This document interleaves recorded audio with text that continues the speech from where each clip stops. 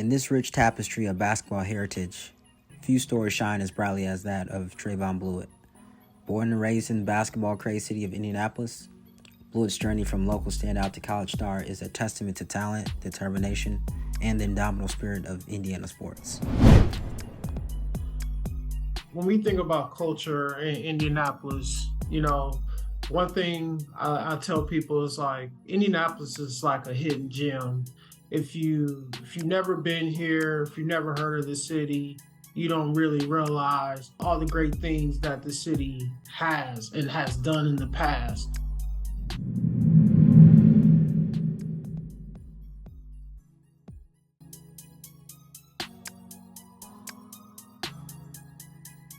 The job that I do with Indiana Black Expo, that's an organization, it's a minority organization that serves to advance African American culture, but also business and youth empowerment.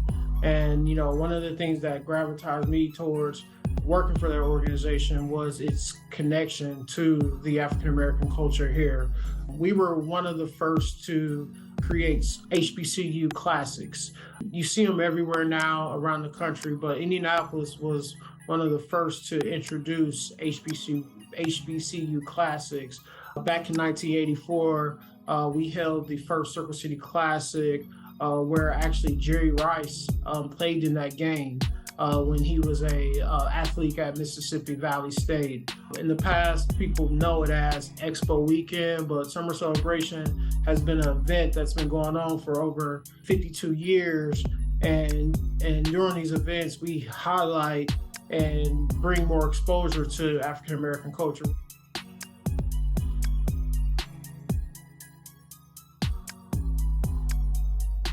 Indianapolis has an incredible history, a long history of outstanding basketball. I could name some names of players that one in particular would be Oscar Robertson, an area in Indianapolis that has gymnasiums, the larger than the enrollment of the school, which is not unusual in the state of Indiana anyway. But basketball here is very, very important, and they place very high importance on basketball in Marion County and Indianapolis here in Indiana.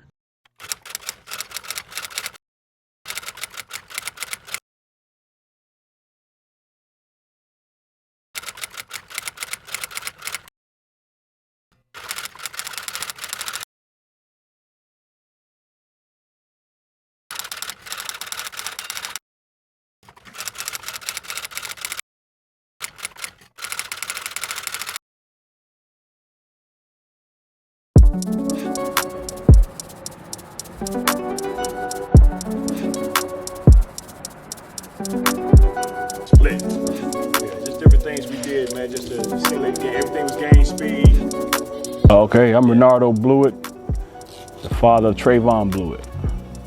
My experience with Trevon, as far as being his coach and dad, was probably one of the most valuable things that I can ask, or I would let an up-and-coming dad know that he should try to get that if he can, be involved in that. Just the experiences, to be there to nurture and to guide. And I took that job serious with all my kids. Everybody I coached, they were my sons. So we stayed at it. Didn't give them a break. I didn't miss any practices, no games, no other coaches coaching, and I was there because I know everything they was doing wrong. I knew what you did last week, and I'm gonna correct that. So I took pleasure in being there and just giving them what I had. So I had no problems. And Trevon is a kid that everybody likes to play with. Unselfish guy, score real easy. So.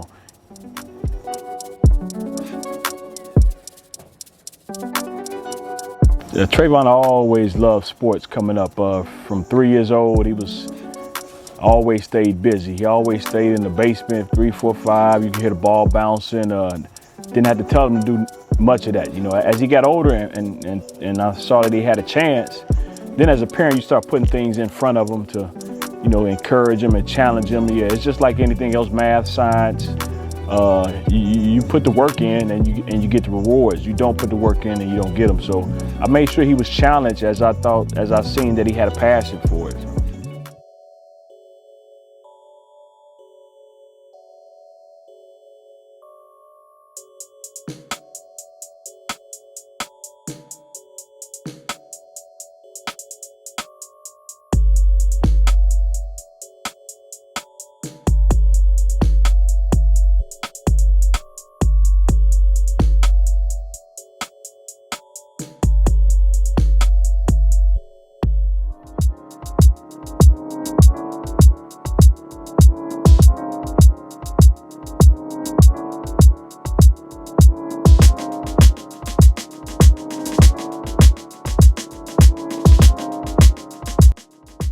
It was very apparent from day one when Trevon was a freshman at the high school that he was a little bit more mature than the other freshmen. And I mean that in the sense that how he carried himself and what a gentleman he was, and the way he would interact not only with adults and administrative staff, but his own classmates, not just his teammates and coaches, but how he treated other students, his own classmates at school.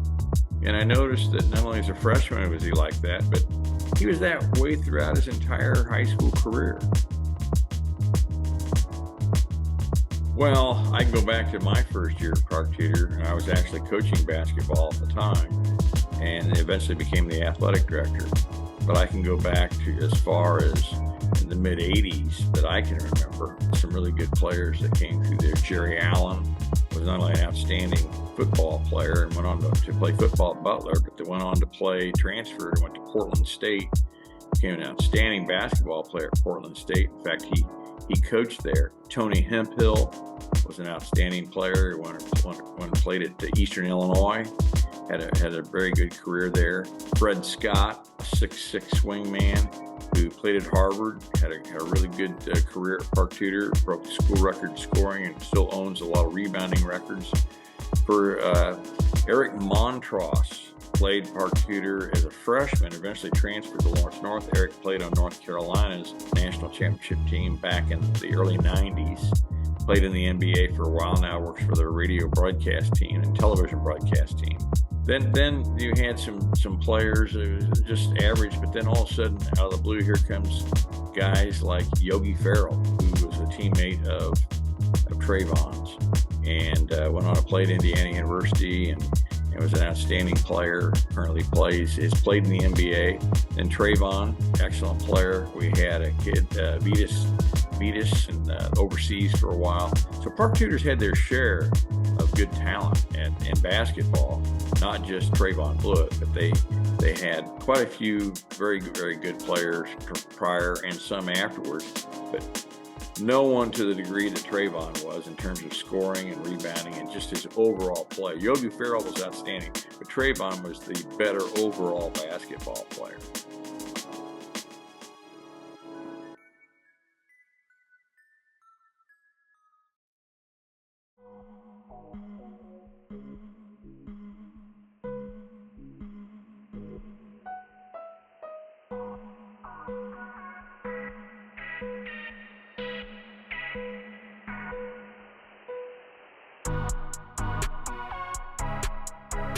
Once again, the Park 2, the Panthers are 2A state champions.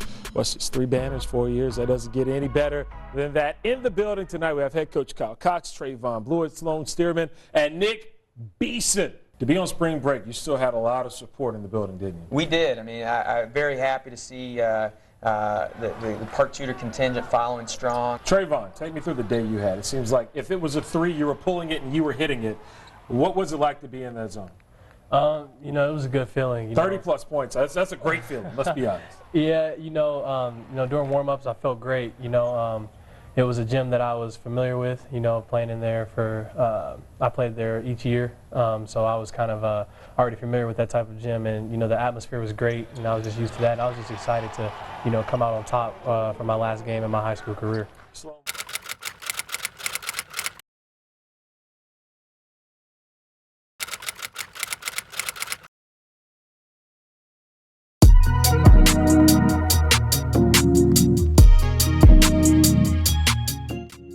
Well, it's pretty enjoyable. I would tell you that Trevon was maybe one of the most coachable players that I had during my time at Xavier. Here's a guy that ends up being one of the best scorers in school history. A lot of fanfare coming in. High school All-American. I think Trevon, as a rising senior in high school, led the EYBL in scoring, which is extremely impressive. You got to be a special talent and a guy that can score the ball. That's the best of the best when it comes to high school prospects, and for him to lead the EYBL in scoring, we knew we had something special. But the thing that I really loved about coaching Trevon is I never had to worry about him having a bad day attitude-wise or a bad day energy-wise. And certainly the points, and the playmaking and just the winning. It all was great, and we won a lot of games with Trey. It's hard to pinpoint, like one highlight for Trevon because there were so many. A guy scores, over 2,000 points, and I think there are a couple moments that stick out. Certainly the Georgetown game. I can't remember if Trevon was a sophomore or a junior, but we didn't play very well.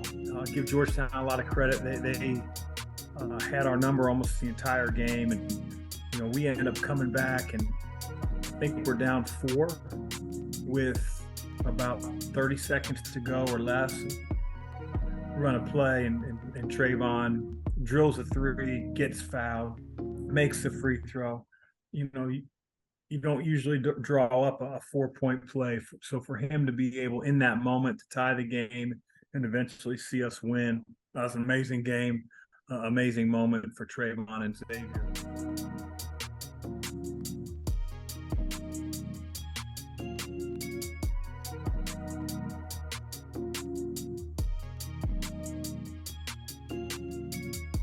I think everybody here knows who these two guys are, right?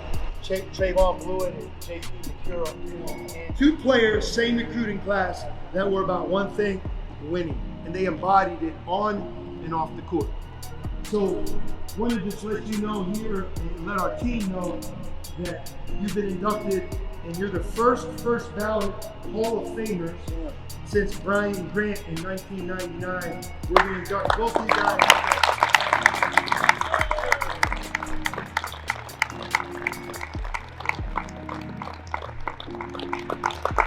So, those guys come back, and then sometimes they come back and it's really a special time. They're happy to be back for the TBT, but to be able to say this to them right here in front of you guys, it's what it's all about. Following his achievements at Xavier University, Trevon was able to fulfill his dream of playing at the pro level. Although he wasn't drafted, he signed a 2-way contract with the New Orleans Pelicans. Found its way to its target. Bluiett, what a move, and got the layup.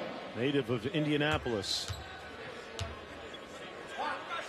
Won a couple of high school titles back in. It was a good experience, and I think it kind of helped me out with my character. Helped my mental, and it made me a tougher person.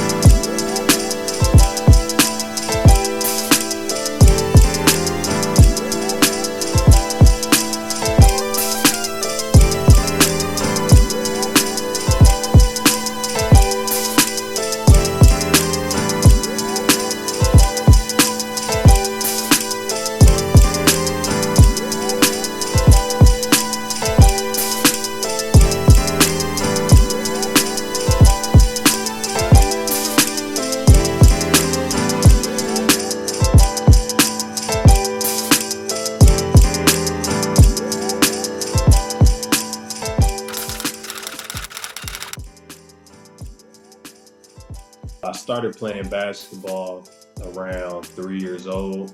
I think it was something that my dad just kind of wanted to put in my hands. He grew up playing football, and my mom grew up playing basketball. So those were kind of like the two sports that I played growing up. So I would say, yeah, I've been hooping ever since I was about 3 years old. I mean, growing up, I played, basketball, football, baseball, soccer. So I just kind of did a lot of sports growing up, and all of them were fun. I enjoyed playing all of them. I would say basketball and football is something that I did consistently all the way up until 6th grade. I enjoyed both, but I feel like I've always had a stronger feeling towards basketball. And so it kind of made it easier for me, once I hit a growth spurt. I think I went from about, like 5'10" to about like 6'2", 6'3". And so it just kind of really the answer kind of came with itself as I started to grow up.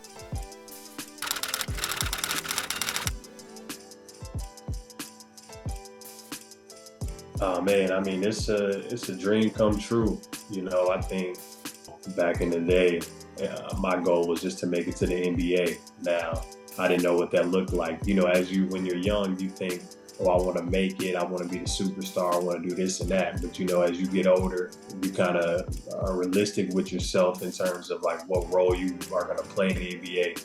I think just making it is you know, a dream in itself. I mean, I thought it was great. I was able to, you know, be around a lot of talented players, a lot of players that people, you know, watched growing up. I remember I was a big fan of Carmelo Anthony, like biggest fan of Carmelo Anthony. And I remember we played, he was on Houston and I was with the Pelicans. We had a game. And so, you know, it went from somebody I was watching on TV, somebody I went to, you know, the games to go see. Now I guess you could say playing against him. I didn't really play, you know, but just to be on that sideline and him be my competitor, and that was somebody that I played against. I mean, it was great, you know. And I played. I was on the same team as Anthony Davis and Drew Holiday, Julius Randle. So, you know, just being around those type of guys that are like faces of the league, it was pretty dope.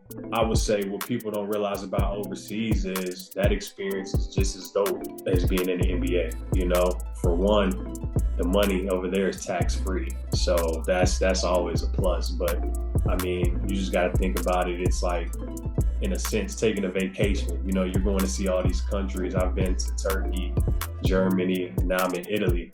It's like I'm seeing the world just because of basketball. So I just think that experience, those experiences are, you know, kind of similar to each other. And, you know, you're doing something that you love, so it's not really a job, but, you know, it's just a dream for sure.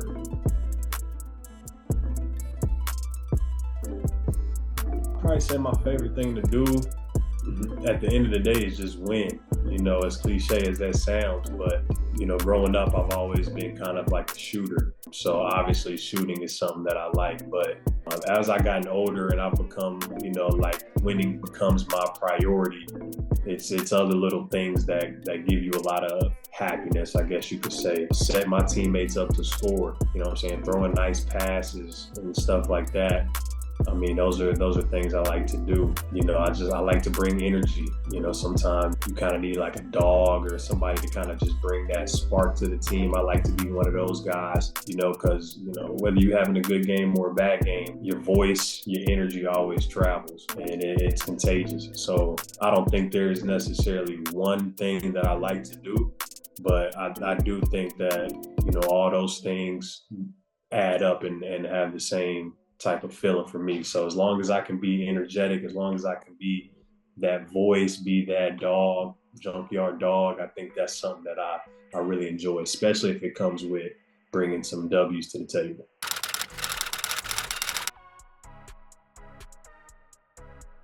I mean, that's such a sensitive topic for me. I think it's just something that's a sensitive topic to talk about. I don't want to say, you know, there's a right or wrong answer. But if you asking in my opinion, you know, I think trans should be able to compete. I don't think it should necessarily take away from anything. But if you're saying, you know, now that, you know, the trans have to compete with the women, it's kind of like that's the borderline. I don't necessarily think they should have to compete against one another. I will say that, but I also say, like, I don't think that, you know, trans people should be, you know, discriminated against or not be able to compete in general. You know what I mean? I just feel like that's such a tough topic to talk about, and I'm not necessarily, you know, swaying one way. But if you ask for my opinion, I do think that they should be able to compete just against, you know, women that didn't take that same route. I don't necessarily believe in that. Who is a bucket getter that doesn't get talked about a lot? You know, I'll probably say the bucket getter for me would be Chris Middleton. I've always liked his game. I think it's, you know, he has a pretty smooth game. And I just don't think that it necessarily gets talked about, obviously, because of being with Giannis. What's the sports team that has impressed you the most? I would say OKC. I like the direction that they're heading in. You know what I mean? They're young and, you know, they're kind of getting the right pieces and, you know, they're building it the right way. So it's like, you know, the sky's the limit for them. I think they're going to be really good in a couple of years. Building a dream starting five, you plus 4 more Indiana born. Now, I don't know too much before my time. So around my time, I would probably go at the 5, you gotta go Greg Oden. At the 4, I'm gonna have to choose Trey Lyles. Let me go shooting guard. I'm gonna have to roll with James Blackman at the point guard spot. It's tough. I guess it just depends on what you look at. If you're looking at, you know, through Indiana high school, I might go Jeff T. Yeah, I think I did all 5, right? Jeff, James, me, Trey, and Greg Oden. Yeah, that would be my 5. It's a tough 5 though, because Indiana's loaded. Who has the brokest jump shot? Oh man, who has the brokest jump shot? I'm gonna probably say right now. And we talk about it every day. My man's is PJ Thompson. We talk every day, and still to this day, he swears he can outshoot me. So I'm gonna have to go with him because it's not me and him are not in the same boat when it comes to that.